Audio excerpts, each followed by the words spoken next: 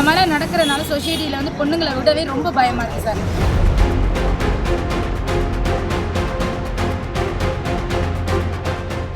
காளான் சாப்பிட்டுட்டு இருந்தேன். காளான் சாப்பிட்டுட்டு காலேஜ் பொண்ணுங்களாம் போயிட்டு இருக்கப்ப இந்த அரெஸ்ட் பண்ண அந்த சார் வந்து அந்த பொண்ணுக்கு அப்சர்வ் பண்ண தெரியல. திடீர்னு என்ன பண்ணுறது ஏது பண்ணுறது தெரியல. நான் பார்த்துட்டு அடிச்சு பார்க்கில் குள்ளே போட்டு அடித்தேன்.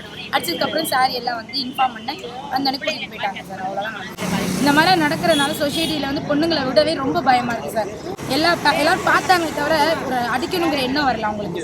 எனக்கு வந்து அந்த பொண்ணை அப்சர்வ் பண்ணவே ரொம்ப நேரம் ஆச்சு. ஏன் அப்படிலாம் வந்து ஒரு வெல்ஃபேர் இல்லாமல் இருக்காங்கன்னு எனக்கு தெரியல. இன்னும் நிறைய பொண்ணுங்களை வெளியில் கொண்டு வரணும், நிறைய கற்றுக் கொடுக்கணும். பார்த்தா அடிக்க தெரியும், தப்புன்னா தட்டி கேட்க தெரியும். அது ஆணாக இருந்தாலும் சரி பொண்ணாக இருந்தாலும் சரி. அது எனக்கு சொல்லி கொடுத்தாங்க, நான் அதை செஞ்சுட்டேன் சார். எங்கேருந்து அந்த பொண்ணு வந்துகிட்டு இருந்தாங்க? அவங்க கேகேசி காலேஜில் படித்து காலேஜ் ஓவர் ஆன டைமுக்கு வந்திருக்காங்க. அவங்ககிட்ட இந்த மாதிரி நடந்துருக்காங்க.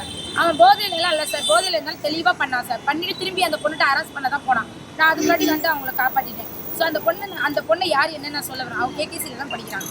பட் இந்த மாதிரி நடக்கிற இந்த இடத்துல இன்னும் பாதுகாப்பு அதிகம் பண்ணால் நல்லா இருக்கும். நீங்கள் என்ன இருக்கீங்க சார்? நீங்கள் என்ன இருக்கீங்க சார்? நான் வந்து 2 வீலர் சொல்லி கொடுத்துட்ருக்கேன் சார். எனக்கு வந்து நானும் ஒரு பொண்ணு வச்சுருக்கேன். மதராக நான் பண்ண வேண்டியதை நான் பண்ணிட்டேன்னு நினைக்கிறேன்.